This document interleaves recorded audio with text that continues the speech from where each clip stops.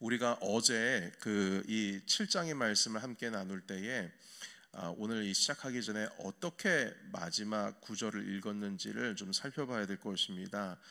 어제 이제 6절로 이제 말씀이 마무리가 되고 이제 오늘 7절부터 시작이 되는데요. 어떻게 끝났는지 6절의 말씀을 잠깐 보실까요? 6절입니다. 제가 읽겠습니다. 이제는 우리가 얽매였던 것에 대하여 죽었으므로 율법에서 벗어났으니 이러므로 우리가 영의 새로운 것으로 섬길 것이요 율법 조문의 묵은 것으로 아니할지니라. 아멘. 그러니까 어제까지 살펴본 바로는 이제 율법에 대해서는 우리가 죽고 이제 죽은 자 가운데서 살아나신 그 예수 그리스도로 인하여 살아가게 된다. 남편이 죽게 되면 그 여인은 남편으로부터 해방이 된 것처럼 우리는 율법으로부터 해방이 되고 새로운 법이신 우리 예수 그리스도 그분의 부활하심으로 우리가 살아가게 된다. 이 말씀 우리 함께 나누었습니다. 그리고 이제 7절이 시작이 되는데요. 이제 7절이 어떤 질문으로 시작이 됩니다. 뭐라고 되어 있습니까, 여러분? 그런즉, 그러므로 우리가 율법으로서는 죽고 이제 예수 그리스도 부활하신 그리스도로 인하여 사는데 무슨 말 하리요? 자, 율법이 죄냐? 이렇게 물어봅니다.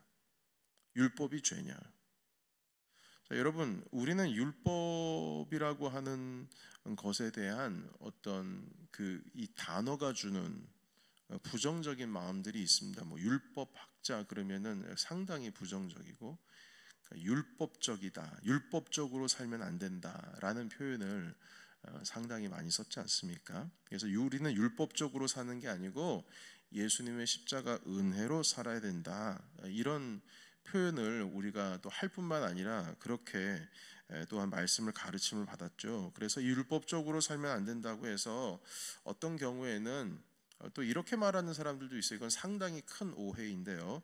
십계명으로부터도 우리는 자유로울 필요가 있다. 이런 오해스러운 말을 하기도 합니다. 이게 잘못 이해해서, 복음을 잘못 이해해서 그런 말을 하는 겁니다. 여러분, 십계명은 결코 낮게 보면 안 되는, 무시해서는 안 되는 주님의 말씀입니다. 우리 인간이 이 땅을 살아감에 있어서 사람답게 살게 하기 위해서 만들어 주신 주님께서 직접 우리에게 베풀어 주신 말씀이에요. 그래서 우리는 십자가의 은혜로 살아야 되기 때문에 이 율법이라고 하는 것, 특히 십계명에서도 우리가 좀 자유로울 필요가 있다, 이런 말씀하시는 분들이 있는데 그건 아주 큰 오해입니다. 복음을 잘못 이해한 거죠. 율법에 대해서 뭐라고 말씀하시냐면, 여러분 아까 우리 질문했잖아요. 율법이 죄냐? 그런데 7절에 율법이 죄냐 그래놓고선 사도 바울이 곧바로 얘기합니다. 그럴 수 없느니라, 이렇게 말씀합니다. 그럴 수 없느니라. 그리고 계속 이어지죠. 율법으로 말미암지 않고는 내가 죄를 알지 못한다, 이렇게 말씀하시는데, 여러분, 율법은 기준입니다. 그러니까 하나님의 말씀은 기준인데 이 기준이 없으면 내가 죄를 짓고 있는지 안 짓고 있는지도 몰라요. 여러분, 우리도 모르는 사이에 사람들을 미워하기도 하고 저주하기도 하고 그렇게 살아가지 않습니까? 여러분, 이 땅 살아가면서 우리 주변에 내 마음을 상하게 하면은 거리감이 느끼고 미워하고 싶고, 그게 당연히 사람 사는 법칙이고 우리가 마음속에 들어오는 자연스러운 마음인데, 원수된 사람을, 옛날에는 여러분 제가 홍콩 영화 많이 봤을 때는 90년대 저 홍콩 영화 보면서 살았거든요. 그리고 무협지 보면서 살았습니다, 고등학교 때. 근데 거기 보면 다 어떻게, 원수는 어떻게 해야 돼요? 갚아야 돼요, 원수를. 그게 정의였어요. 원수를 갚는 게 정의예요. 그때 당시에 맨날 보는 홍콩 영화, 원수 갚는 거. 그 원수가 딱 죽으면은 정의가 승리했다, 이제 끝나고. 맨날 이 원수 갚는 얘기만 있는 것만 보니까 원수는 갚는 거구나 이렇게 생각이 되는 거죠. 그러나 성경에서 말씀하시는 건 원수를 사랑하라 하시는데, 주님의 말씀이 기준이죠. 그래서 이 사람을 해하면 안 된다. 그래, 눈에는 눈, 이에는 이 하면서 사람을 해하면 안 된다. 미워하면 안 된다. 내 이웃을 사랑하라 하신 말씀까지 해서 주님께서 가르쳐 주고 계시는데, 이 말씀이 없으면 우리는 이 가르침을 어디서 받습니까?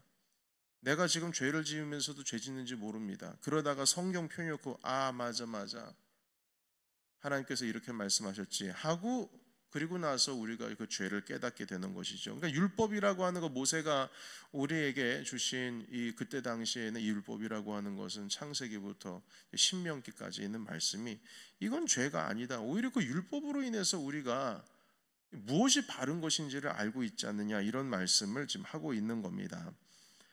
그리고 성경은 율법의 죄가 아니고 오히려 율법이 선하다. 우리가 율법에 대해서는 죽었다 하지만 그럼에도 불구하고 율법은 선하다, 이렇게 말씀하시는데 12절 보실까요? 12절입니다. 같이 읽겠습니다. 시작. 이로 보건대 율법은 거룩하고 계명도 거룩하고 의로우며 선하도다. 아멘. 율법적으로 살면 안 된다라고 하는 그 표현 자체에 어느 정도는 맞는 말이기도 하지만 어느 정도는 그건 맞는 말이 아니에요. 왜냐하면 율법은 거룩하고 계명도 거룩한다는데 이 말씀대로 살아가는 게 뭐가 문제가 있는 거예요? 여러분, 또한 율법의 선함을 또 말하고 있는데, 여러분 14절입니다. 14절 말씀 한 번 더 읽어볼까요? 자, 시작. 우리가 율법은 신령한 줄 알거니와 나는 육신에 속하여 죄 아래 팔렸도다. 아멘. 여러분, 율법이 신령하다고 되어 있어요. 신령한 거다. 그리고 16절에도 말씀하고 계시네요. 율법에 대해서 16절 읽어볼까요? 자, 시작. 만일 내가 원하지 아니하는 그것을 행하면 내가 이로써 율법을 선한 것을 시인하노니. 아멘. 율법은 선한 것이다. 율법을 막 멀리하고 거부하고 이런 거, 뭐 십계명도 웬만해서는 우리가 은혜로 살아야지, 그 십계명에 얽매여 가지고 살아가는 거 그거 별로 좋은 거 아니다, 이렇게 말씀하시는데 천만의 말씀이에요. 이거 분명히 말씀 보시게 되면 율법은 거룩하, 율법의 핵심이 뭡니까? 십계명 아닙니까? 율법은 선한 것이다, 신령한 것이다 말씀하고 있어요. 자, 그런데 어떻게 해서 이 율법이 찬밥 신세가 되었는가? 그 이유는요, 우리의 죄 때문입니다. 율법이 나쁜 게 아니고 우리의 죄 때문에 그렇게 된 거예요. 여러분 11절 읽어보겠습니다. 11절 다 같이, 자, 시작. 죄가 기회를 타서 계명으로 말미암아 나를 속이고 그것으로 나를 죽였는지라. 아멘. 죄가요, 율법으로 말미암아서, 이 계명이 율법입니다. 십계명, 주님의 말씀, 그 법, 그것으로 말미암아 나를 죽였다. 하나님의 율법으로 나를 속이고 나를 죽였다. 16절 말씀 제가 읽겠습니다. 만일 내가 원하지 아니한 그것을 행하면 내가 이로써 율법이 선한 것을 시인하노니. 이제 17절이 중요합니다. 이제는 그것을 행하는 자는 내가 아니요 내 속에 거하는 뭐라고요? 죄다. 원래 율법은 선했지만 이 죄로 말미암아 율법을 따를 때마다 그 죄가 더 극명하게 드러난다는 것입니다. 원래 율법은 생명에 이르게 하려고 주님께서 만들어 주신 거예요. 우리에게 좋은 것을 선물로 주신 것이죠. 그런데 우리 안에 죄 때문에 율법을 지키면 지킬수록, 지키려고 하면 할수록 죄가 더 드러나서 사망에 이르게 된다는 겁니다. 왜냐하면 우리는 그 율법을 완벽하게 지킬 수 있는 능력이 없잖아요. 그래서 10절에 있는 말씀 보시겠습니다. 10절 같이 읽어볼까요? 자, 시작. 생명에 이르게 할 그 계명이 내게 대하여 도리어 사망에 이르게 하는 것이 되었도다. 왜요? 뭐 때문에요? 죄 때문에요. 우리가 율법을 따르고자 할 때마다 죄가 더욱 드러납니다. 그래서 사망에 이르는 거예요. 왜냐하면 우리 죄성이 해결이 안 되니까 율법을 제대로 잘 지키고 싶어도 이 신실하게 지킬 수가 없는 거예요. 그러면 지키려고 해도 율법으로 인해서 아이고, 내가 또 오늘 죄를 졌네. 내 죄가 더 극명하게 드러나는 겁니다. 원래는 하나님께서 그 율법을 우리에게 선한 길로 인도하기 위해서 주셨는데, 그 율법을 따르고 율법적으로 살 때마다 내 죄가 더 드러나는 겁니다. 야, 오늘 또 죄를 졌다. 왜냐하면 우리는 율법을 완벽하게 따를 수 있는 실력이 안 되거든요. 왜냐하면 우리 안에 죄성 때문에. 여러분, 아무리 미워하지 않으려고 해도 자동적으로 미워하잖아요. 여러분, 우리가 우상을 섬기지 않으려고 해도 내 마음 가운데에 우리 예수님보다, 하나님보다 더 가치 있게 생각하는 것들, 나도 모르는 사이 끌려가지 않습니까? 집착하는 게 있지 않습니까? 중요한 가치가 있잖아요. 어제 제자 훈련에서 성경의 권위에 대해서 우리가 배웠는데, 성경의 권위가 있고 하나님의 은혜가 있는 이 말씀을 따르는 것에 대해서 성경의 권위보다 우리가 더 위에 둔, 나도 모르게 위에 두는 그 마음을 가지고 있는 것들이 있다는 거예요. 나도 모르게. 그러니까 여러분, 이 말씀을, 아무리 주님의 말씀은 권위가 있습니다, 주님의 율법은 결국 나를 소송케 합니다 하더라도 내 안에 있는 죄가 해결되지 않는 이상 율법의 말씀을 따르면 따를수록 내가 더 죄인 되는 거예요.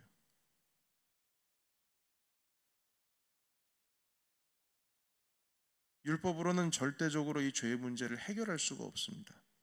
내가 아무리 잘 살고 내가 아무리 율법을 지키며 살며 그렇다고 해가지고 죄에서 해방이 될 수가 없어요. 율법을 지키면 지킬수록 내가 얼마나 나약한 존재인지 드러나게 됩니다. 그래서 깨닫는 겁니다. 야, 율법을 지켜봐야 이게 결국은 소용이 없구나, 안 되는구나. 내가 아무리 선을 행하려고 해도 이 안에 있는 죄의 문제가 해결이 안 되면 결국에는 이 율법을 따르고자 하면 따르고자 할수록 내 죄가 더욱더 선명하게 드러나는구나. 그래서 여러분 17절 보십시오. 제가 읽겠습니다. 이제는 그것을 행하는 자가 내가 아니요 내 속에 거하는 죄니라. 내 속 곧 내 육신에 선한 것이 거하지 않은 줄 아노니 원함은 내게 있으나, 이게 원해요. 그러나 선을 행하는 것은 없노라. 19절, 내가 원하는 바 선을 행하지 아니하고 도리어 원하지 아니하는 바 악을 행하는도다. 내 안에 있는 죄성 때문에 그러는 거예요. 율법 가지고는 이게 해결이 안 되는 거죠. 20절, 만일 내가 원하지 아니하는 그것을 하면 이를 행하는 자는 내가 아니요 내 속에 거하는 죄니라. 결국 여러분, 이 죄 때문에 주님의 말씀을 따르고 싶어도, 율법을 따르고 싶어도 결국 이 죄의 법을 따를 수밖에 없는 죄성, 이것 때문에 내가 무너진다. 내 안에 있는 죄가 살아있는 한 하나님의 말씀을 아무리 지키려고 해도 결국에는 나는 큰 죄인이, 더 큰 죄인이 되는 거구나. 여러분, 그래서 이 사도 바울이 깨닫는 바가 있습니다. 우리 21절부터 23절까지의 말씀으로 이 깨닫는 말씀을 같이 읽겠습니다. 자, 24절입니다. 24절부터 21절부터 23절. 자, 시작. 그러므로 내가 한 법을 깨달았노니 곧 선을 행하기 원하는 나에게 악이 함께 있는 것이로다. 내 속사람으로는 하나님의 법을 즐거워하되 내 지체 속에서 한 다른 법이 내 마음의 법과 싸워 내 지체 속에 있는 죄의 법으로 나를 사로잡는 것을 보는도다. 아멘. 그러니까 여러분, 율법으로는 부족한 거예요. 충분하지가 않아요. 내 속에 다른 한 법이 있기 때문입니다.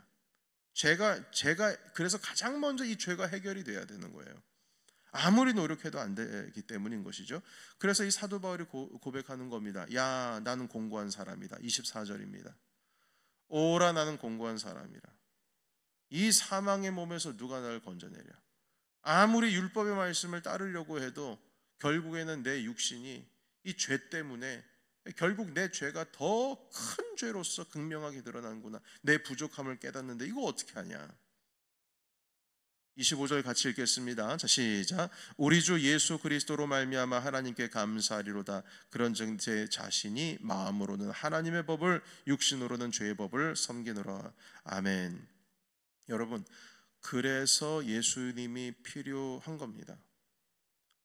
아무리 우리가 율법이 선하다고 하지만 내 안에 있는 죄 때문에 율법을 행하면 행할수록 그 죄가 더 극명하게 갈라지고 드러나게 됩니다. 이 죄 때문이죠. 그래서 이 죄의 문제가 해결이 되어야 하나님의 말씀을 지키는 이 율법도 결국에는 누구로 완성이 되냐면 예수 그리스도로 완성이 되는 거예요. 이 죄의 문제를 그리스도께서 해결하셨으니까요. 그래서 여러분, 우리는 율법으로 사는 게 아니라 이제는 예수로 사는 겁니다. 그러면 율법은 이제 버려도 되는 거냐? 아닙니다. 예수로 사는 것이 율법을 완성하면서 사는 겁니다. 생명의 성령의 법으로 살아가는 거예요. 십자가 은혜로 살아가는 겁니다. 죄에서 벗어나서 이제는 성령으로 살아가야 함을 말씀하고 계시는 것이 바로 오늘의 말씀입니다. 그래서 여러분, 오늘 이제 7장이 끝났는데요. 이제 8장으로 넘어가면 우리 안에 이제 필요한 게 생겼잖아요. 이 율법을 지키면서 살아가더라도 내가 더 이상 죄의 종이 되는 것이 아니고 이제 은혜로 살아가려면 뭐가 필요해요? 십자가가 필요해요. 그래서 8장에 생명의 성령의 법, 그게 등장합니다. 십자가의 은혜가. 이제 이렇게 살아가야 된다는 것이죠. 여러분, 그러면 율법으로 이제 안 살아가도 됩니까? 아니요. 율법을 지켜야죠. 다만 예수 그리스도께서 대체한 것은 내버려 두고, 예를 들면 뭐 제사법 같은 거, 그건 내버려 둬도 주님께서 말씀하신 거, 내 하나님 여호와를 사랑하라, 10계명에 있는 그 1계명부터 4계명까지 없어지는 겁니까? 아니요. 그리스도 예수로 살면 그 네 가지가 우리 안에 이젠 은혜로서 주님을 따르면서 사는 인생이 되는 거예요. 안식일을 지키라부터 시작해가지고 10계명 끝까지 있는 말씀이, 여러분, 그 말씀이 이제 패하게 되는 겁니까? 아니요. 주님께서는 내 이웃을 내 몸과 같이 사랑하라.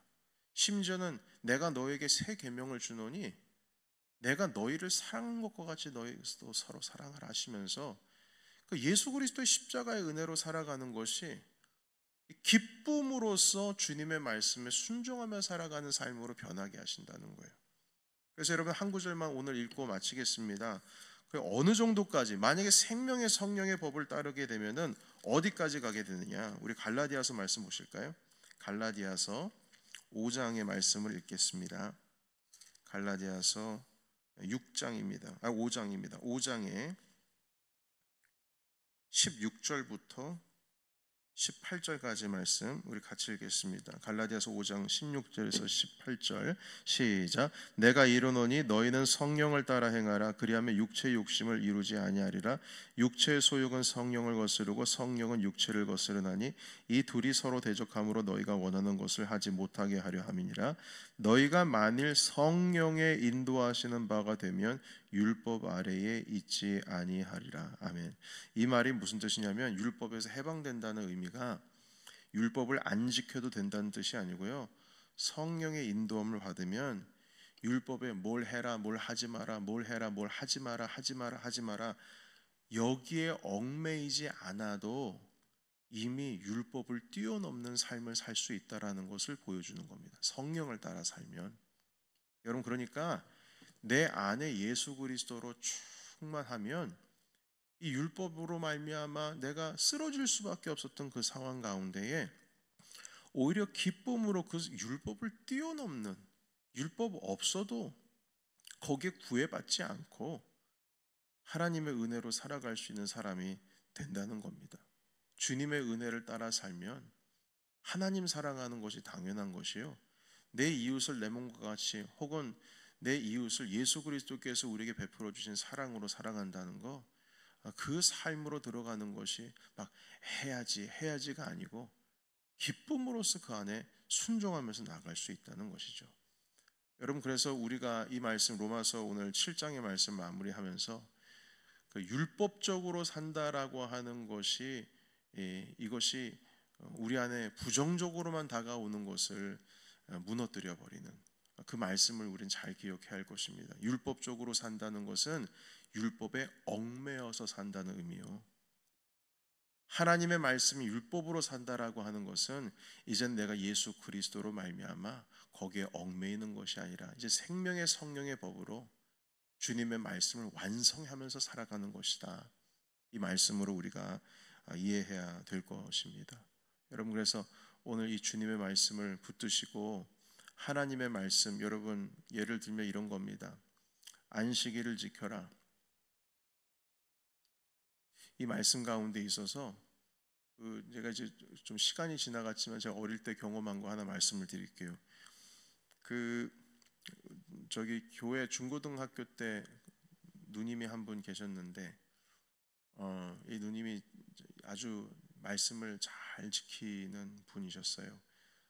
그런데 대학교 들어가서도 같이 이제 청년부 활동하시는데 이분이 한 번은 이제 주일에 교사 선생님이신데 저랑 같이 교사를 섬기고 있어요. 그런데 말도 없이 가족들이랑 죄송합니다. 이 말씀 제가 여러분들의 마음 가운데 혹시 이 말씀을 듣고 뭐 죄책감이 들 수도 있는데요. 방송으로 또 예배 드리시는 분들도 마찬가지고요. 죄책감을 드러내기 위해서 말씀을 드리는 것이 아니라 이제 우리가 은혜로 살아가는 것이 뭔지를 좀 알려드리기 위해서 그런 겁니다. 갑자기 주일날 이제 온 가족이랑 여행을 떠난다는 거예요. 그래서 거기 뭐 권사님이고 뭐고 다 계신데 주일날 여행을 갈까 말씀이 같이 예배를 드리고 가면 좋겠는데 그리고 그 누나는 교사 선생님인데 그럴 수 있을까? 그래서 제가 누나한테 얘기했어요. 누나 지금 교사 선생님이고 지금 우리가 담당한 일이 있는데 이렇게 아이들에게는 안식일을 지키라 이렇게 말씀하면서 우리가 그러면 되겠냐고. 그러니까 그 누님께서 하신 말씀이 나는 이제부터 율법적으로 살지 않기로 했다 이렇게 말하는 거예요. 율법적으로 살지 않기로 했다. 율법적으로 살지 않기로 했다. 그러면 생명의 성령의 법으로 살아간다고 하면 그러면은 막 주일날 막 뭐 여행 가도 된다는 소리예요. 그러니까 무슨 말이냐면 예배를 드려야 할 시간에 주님 앞에 예배를 드리는 그 약속된 시간에 다른 거 해도 된다는 소리인가요? 율법적으로 살지 않고 이제 생명의 성령의 법을 살면요? 아니요, 그렇지 않습니다. 생명의 성령의 법으로 살면요, 오히려 주님과 만나는 시간을 최고의 가치로 여기고 그 주님을 만나서 예배하는 시간을 더 감사함으로 사모하게 됩니다. 아멘이십니까? 생명의 성령의 법으로 살아가는 게 뭔지를 이해를 못 하시는 거예요. 생명의 성령의 법으로 살아가는 거. 생명의 성령의 법으로 살아가면 기쁨으로 주님 만나는 그날을 오히려 더 큰 감사로 우리가 살아가게 된다는 것이죠. 그냥 난 이거 하고 싶은데 억지로 이거 해야 되고 이게 아니고요. 내 안에 성령의 인도하시는 바가 되면 갈라디아서 5장 18절에 있는 것처럼 율법 아래 있지 않는다. 그런 거 구속받지 않는다. 당연히 주님께서 기뻐하시는 그 일 가운데 감사함으로 나간다는 거죠. 여러분, 우리가 이 말씀 가운데 이 이해가 분명히 되어 있어야 되고요. 기쁨으로 이 모든 것을 받아야 될 것입니다. 여러분, 이 말씀을 붙드시고 나는 하나님의 은혜로 살아가야 된다. 그 은혜로 살아간다면 율법은 우리가 완성해 나가면서 살아가는 인생이 될 것입니다. 이 말씀으로써 우리 하나님의 말씀을 기쁨으로써 순종하고 나아가시는 저 여러분이 되시기를 예수의 이름으로 축원합니다. 우리 다 같이